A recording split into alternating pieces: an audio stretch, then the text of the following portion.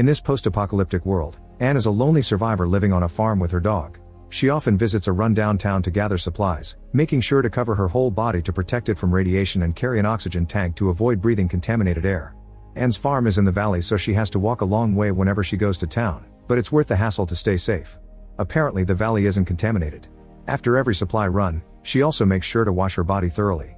At night, her dog sleeps in the same bed to help her with the loneliness. Most of the time she's pretty bored.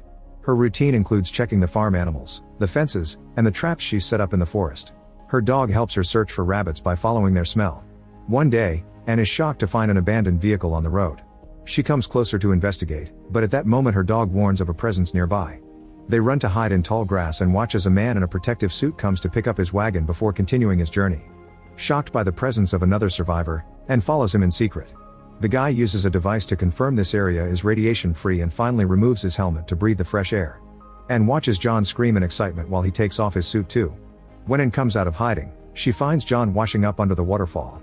She rushes to tell him to get out, but since she's carrying her hunting gun, John thinks she's threatening him and points his own gun at her in return. He shoots in the air while demanding to know where the others are, so Anne puts her hand up and warns him that the water is contaminated. A terrified John quickly runs back to his wagon and uses his device to confirm he's been bathing in radiation.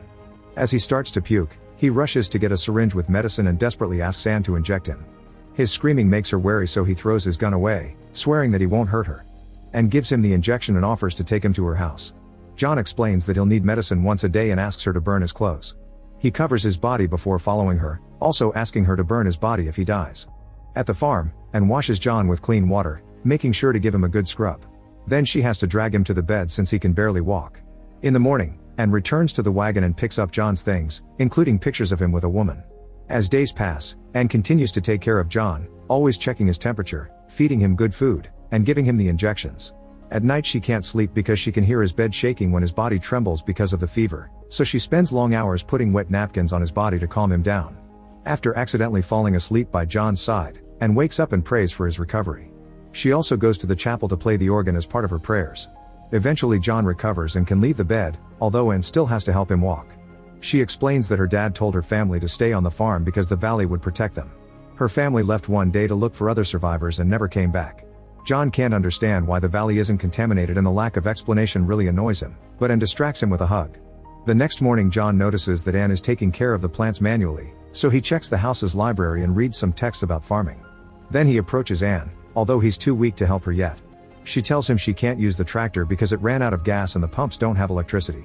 John tells her how to work the pumps manually, so Anne rushes to the gas station and is very excited to finally get gas. At the house, John watches her from afar using the gun scope. Moments later, Anne is happily taking care of the crops with the tractor, and the dog excitedly chases after it. That night during dinner, John watches and prays before eating. Then he tells her that he survived because when the incident happened, he was working in a government bunker as a researcher. He eventually left the bunker because he felt trapped and wanted a real life again. Anne wonders if he was looking for his wife and mentions the pictures, but John says that the woman wasn't his wife. When it's time for bed, Anne keeps her door open on purpose. John notices her bare legs but still goes to his own room. The next day, Anne goes fishing on the pond and takes the chance to go for a swim, often exchanging looks with John while he watches her. Afterward they cook the fish together and Anne explains that the pond comes from the same pocket of water as the well, which supposedly is underground. The pond will freeze in winter, and Anne explains how difficult it was to survive last time because her house generator broke. When they go back, John inspects the generator and confirms that the engine is fried. Anne blames herself for connecting the DVD, but John tells her that the generator is very old and would have broken down anyway.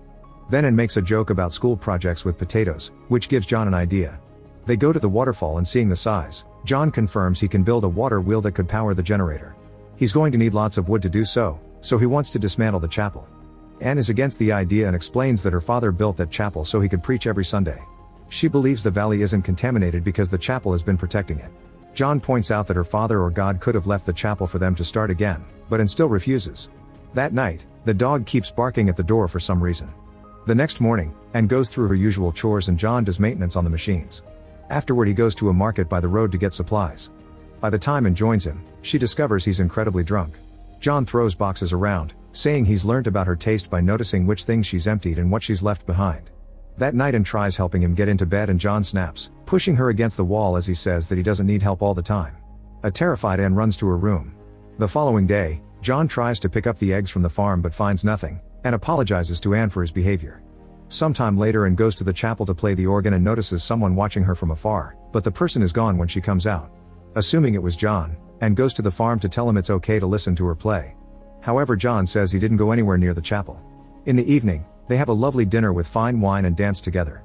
They end up kissing, but before it can escalate, John breaks the kiss and thanks Anne for dinner before going to his bedroom. Minutes later, John checks on Anne in her room and she immediately takes off her dress. However, John makes her cover up again. Anne upset and wonders what she did wrong, and John assures her he's attracted to her, but getting naughty would change things and he thinks they need some time.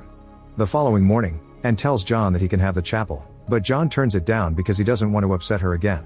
Sometime later, while Anne is checking her traps, her dog suddenly runs up the hill while barking. Anne starts to follow and is shocked to find a man called Caleb, who swears he means no harm and only wants some water. Anne takes Caleb to the farm and has to stop John from shooting him. Then John uses his device on Caleb to check for radiation, while Caleb admits that he stole the eggs. He was afraid to ask for them because people aren't always welcoming. Caleb survived the incident because he's a mine worker and was underground when it happened. His co-workers went out to look for their families but never came back. He plans to keep traveling south and asks the duo if he can stay the night, promising to leave in the morning. The device picks up some radiation on Caleb, who admits he's weak and has already puked a couple of times. John agrees to let him stay a few days so he can recover. Caleb starts setting up a tent, but Anne convinces John to let him stay in the house. During lunch, Caleb prays with Anne and laughs because he can't believe he's made it this far. He tells some stories of his travels and John does the same, mentioning a teenage boy who stole food from his wagon. The boy had puked all over his supplies and was so sick from radiation that he begged John to end things. However, John refused to kill him and left him on the side of the road to die. In return, Caleb shares that his co-workers didn't actually leave him. One of the men tried to leave the mines, but the others wouldn't let him for fear that the radiation would get in when opening the door. This caused the man to snap and kill most of the crew before he collapsed dead too. Anne offers him her sympathies, and John is hurt because she didn't do the same with him. After Anne gives Caleb a tour of the house, John scolds her for being so friendly with a stranger. Anne complains back, explaining how hard it was to deal with her family's disappearance and having to survive on her own. John ends up admitting he did kill the boy and theorizes he was Anne's brother, so he apologizes. Anne cries but tells him it's okay. Sometime later, John and Caleb go hunting together. They discuss some radio transmissions that talked of a community in the south. Caleb's goal is to find it, but John thinks there's nobody left there. At that moment, a turkey appears nearby and Caleb says that whoever kills it first gets Anne. John gets angry and Caleb laughs, swearing he's just joking. While they chase the turkey, John tells Caleb about his water wheel idea and why he can't build it. In the end, John gets to shoot the turkey first. That night they have the turkey for dinner and Caleb brings up the water wheel, making everyone uncomfortable. He tries to think of other ways to get materials, but they don't have the tools to cut trees and the other non-contaminated buildings in the area aren't made of wood. Caleb points out that the chapel is their only choice to rebuild, which forces Anne into agreeing to do it. The next day the trio works together to dismantle the church. While they work, Caleb and Anne keep on exchanging glances. For the next few days they build the wheel together under John's guidance, but he gets annoyed when he notices that Caleb's and Anne's glances are evolving into actual flirting. The group also drives down the road to pick up all the cables from the utility poles. Later, a very sad Anne visits the remnants of the church and Caleb tries to comfort her by inviting her to go on a walk together. He tells her that his father tried to be a preacher but ended up choosing women and alcohol. Caleb didn't go to the church for many years, but his faith never left him. He thinks faith is what protects the valley and why he and Anne are chosen to rebuild. Anne is happy to finally have someone who understands, since John isn't a believer. When they return to the farm, John watches them with clear jealousy.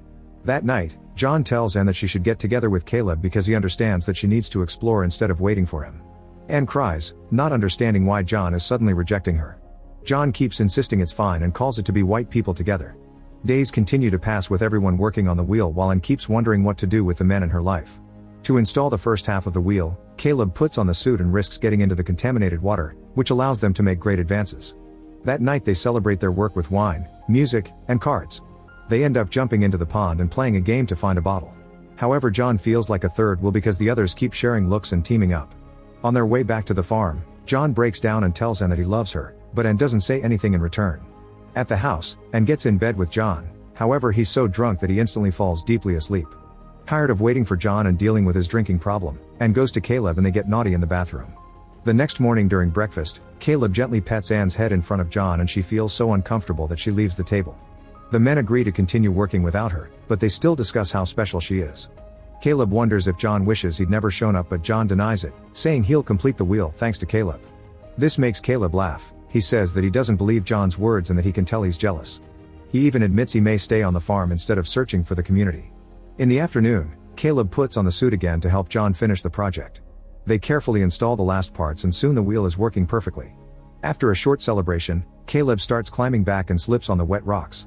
Luckily John holds the rope tightly, keeping him from falling. Then Caleb safely makes his way to the top, only to slip again. John grabs the rope at the last second but doesn't move. He exchanges a serious look with Caleb as he wonders what to do. Sometime later, John returns to the farm and Ann tries to apologize for last night. John interrupts her to explain that Caleb left to look for the community in the south. Ann refuses to believe it and goes looking for him, but no matter how much she runs, she can't find him. John finishes all the connections and the farm finally has electricity. When Ann returns, she discovers that John has moved the organ to the barn. She sits down to play and John is happy to enjoy her music. Make sure to subscribe and turn on notifications so you can watch more videos like this. Thanks for watching.